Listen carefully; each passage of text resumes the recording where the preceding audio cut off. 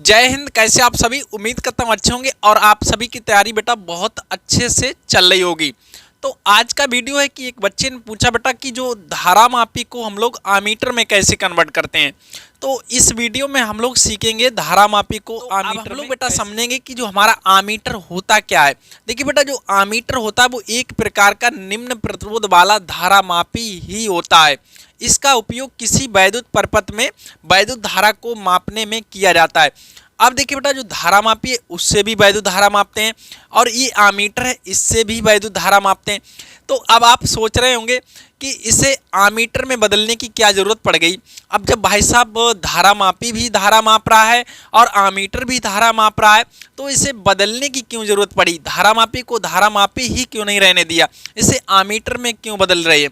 देखिए अब यहाँ पे समझिए बेटा, बात ये है जो हमारा धारा मापी है इससे हम लोग केवल मिली एम्पियर में धारा को माप सकते हैं, मतलब बहुत छोटी धारा माप सकते हैं इससे। अब हमें चाहिए बड़ी धारा मापना। अब देखिए बेटा, अगर आपको कोई बड़ी चीज़ तौलनी है, मापनी है, जैसे आपको भूसा तौलना है तो भूसा के लिए आप मतलब एक तरीके से सुनार वाली थोड़ी ना तराजू यूज करोगे वहाँ पे, है ना। तो उसके लिए आपको बड़ा सा तराजू मतलब चाहिए एक तरीके से। तो यहाँ पर भी हमें बड़ी धारा मापनी है ना, तो बड़ी धारा के लिए अब हमें बड़ा यानी कि तराजू चाहिए, तो उसमें हमारा मतलब आमीटर हमें यहाँ पे चाहिए। आई होप आप इतना बेटा समझ पा रहे होंगे।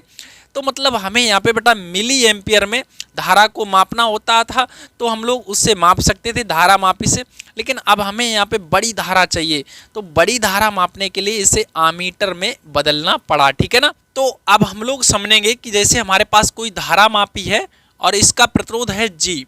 कितना है? जी है। ये धारा मापी है बेटा, धारा मापी, ठीक है ना। अब इसके ही समांतर क्रम में हम क्या करेंगे, इसके समांतर क्रम में एक छोटा सा प्रतिरोध जोड़ देंगे। इसके समांतर क्रम में छोटा सा एक प्रतिरोध जोड़ देंगे, ठीक है ना। तो इस तरह से हमने एक छोटा सा प्रतिरोध इसके समांतर क्रम में जोड़ दिया और इस छोटे से प्रतिरोध को एस से प्रदर्शित करेंगे, स्मॉल छोटी वाली एस से। और इसका जो बेटा नाम होगा वो होगा संट। क्या होगा? संट। तो देखिए बेटा, बस बदल गया आमीटर में। तो मतलब किसी भी धारा मापी को आमीटर में कैसे बदलेंगे, तो ये बहुत कठिन प्रोसेस नहीं है। आप बता देंगे कि जैसे किसी धारा मापी को आमीटर में बदलने के लिए उसके समांतर क्रम में एक सूक्ष्म प्रतिरोध जोड़ देते हैं जिसे संट कहते हैं, ठीक है ना। तो क्या करेंगे, इसके समांतर क्रम में एक सूक्ष्म प्रतिरोध जोड़ देंगे और इस प्रतिरोध को हम लोग किस नाम से पुकारेंगे? संट से, ठीक है ना बेटा। तो ये हमारा जो बन गया है टोटल, ये पूरा सिस्टम बेटा जो तैयार होगा ये क्या कहलाएगा? ये जो पूरा सिस्टम बन के तैयार हुआ है ये ही हमारा आमीटर बेटा कहलाएगा, ठीक है ना। तो ये हमारा आमीटर हो गया, ठीक है ना बेटा। अब अगर हम मान लें कि जैसे हमारा कोई परिपथ है उसमें आई एम्पियर की धारा प्रवाहित हो रही है और जो हमारा आमीटर बन के तैयार हुआ है, ये कौन बन के बेटा तैयार हुआ है? आमीटर। और जो आमीटर बन के तैयार हुआ है ये आई धारा को मापने में सक्षम है, तो हम इसे किसी भी परिपथ में जोड़ देते हैं श्रेणी क्रम में। यहाँ से आई एम्पियर की मान लिया धारा जा रही है, ठीक है ना बेटा। और जो धारा जा रही तो इधर जो धारा होगी वो मान लिया हमने इसमें धारा मापी में आई जी धारा चली गई। टोटल धारा कितनी थी? हमारी आई थी, ठीक है। उसमें से आई जी किस में चली गई? धारा मापी की तरफ। और बची हुई जो धारा होगी वो इधर चली आएगी इसमें, ठीक है ना बेटा। तो ये जो धारा आएगी आई माइनस आई जी इधर चली आएगी। तो इस तरह से इससे संट से होते हुए यहाँ पे जाएगी बेटा और इसके बाद इधर से आई जी आएगी। तो अब ये टोटल जुड़ के फिर किसके बराबर हो जाएगी? आई के बराबर बाहर निकल जाएगी इस तरह से। तो अब हम यहाँ पे बेटा ये सारी चीज़ें लिख देते हैं, ठीक है ना। तो हम यहाँ पे लिखते हैं बेटा क्या है हमारा यहाँ पे? धारा मापी का आमीटर में रूपांतरण। धारा मापी का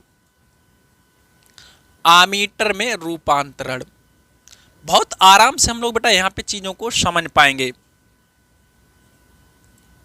रूपांतरण। तो हम यहाँ पे बेटा हम क्या करेंगे, जैसा भी इसमें है वो सारी चीजें हम लोग इसमें नोट कर देंगे कि जैसे हमने मान लिया कि हमारे पास एक धारा मापी है जिसका प्रतिरोध कितना है?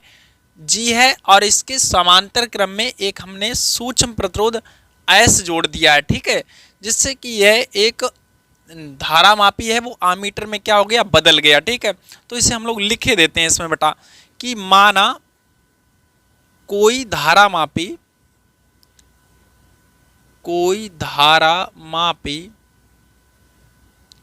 जिसका प्रतिरोध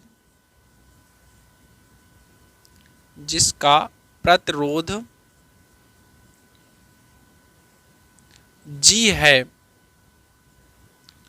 इसके समांतर क्रम में एक सूक्ष्म प्रतिरोध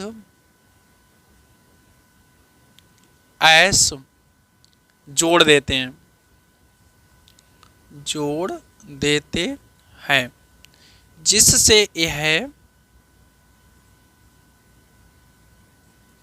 जिससे यह क्या करता है बेटा, जब एक सूक्ष्म प्रतिरोध S जोड़ दिया जिससे कि ये क्या हुआ बेटा, अब आमीटर में बदल गया, एक ऐसे आमीटर में बदल गया जो I एम्पीयर की धारा मापने में सक्षम है, ठीक है ना, जिससे यह I एम्पीयर की धारा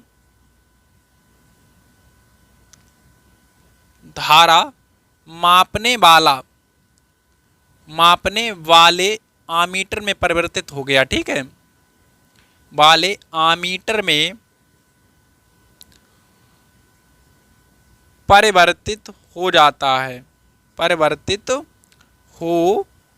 है, इतना आप समझिए, ठीक है। अब इसे हमने क्या किया, चित्रानुसार एक परिपथ से जोड़ दिया जिसमें I एम्पीयर की धारा प्रवाहित हो रही है। इसे चित्रानुसार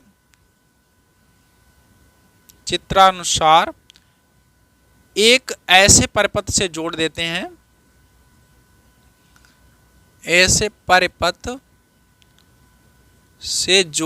हैं, जिसमें I एम्पीयर की धारा प्रवाहित हो रही है,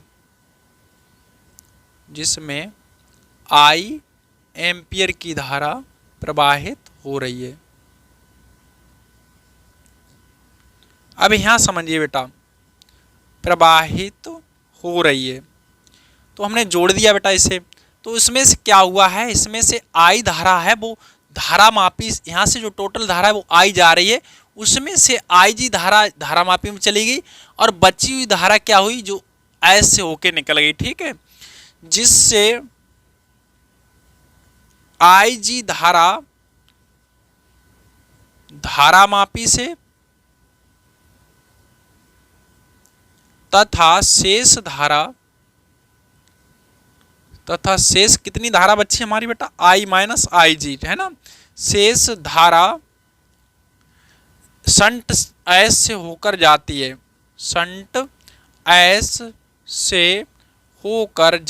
है, ठीक है ना बेटा, बहुत बड़ी बात नहीं, आप इतना कर सकते हैं।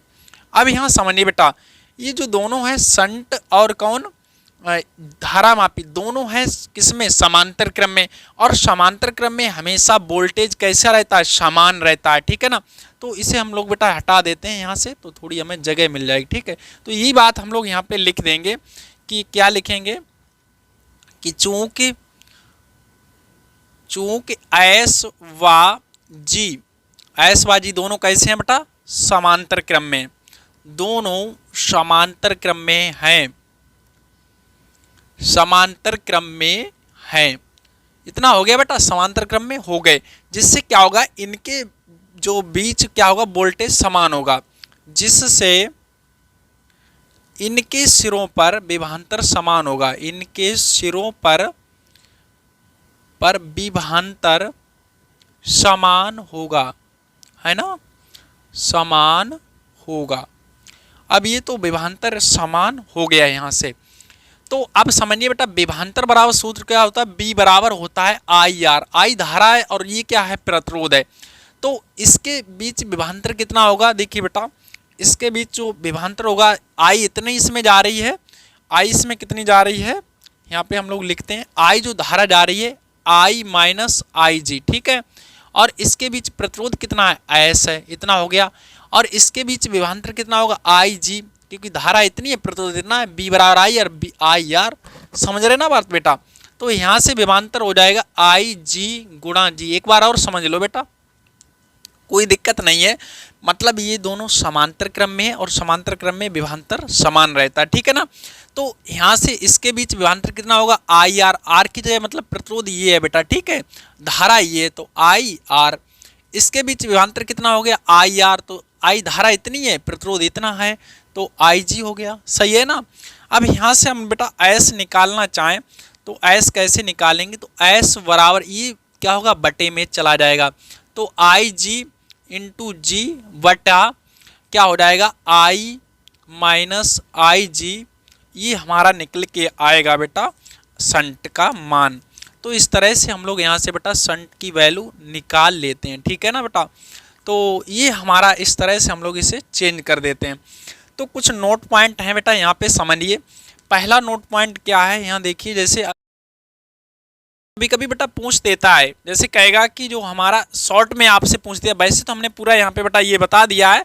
अब शॉर्ट में आपसे अगर कह सकता है कि धारा मापी को आमीटर में कैसे बदलते हैं, धारा मापी को आमीटर में कैसे बदलते हैं, इस तरह से मान लिया आ गया शॉर्ट में, तो आप क्या लिखेंगे, कैसे बदलते हैं, ठीक है।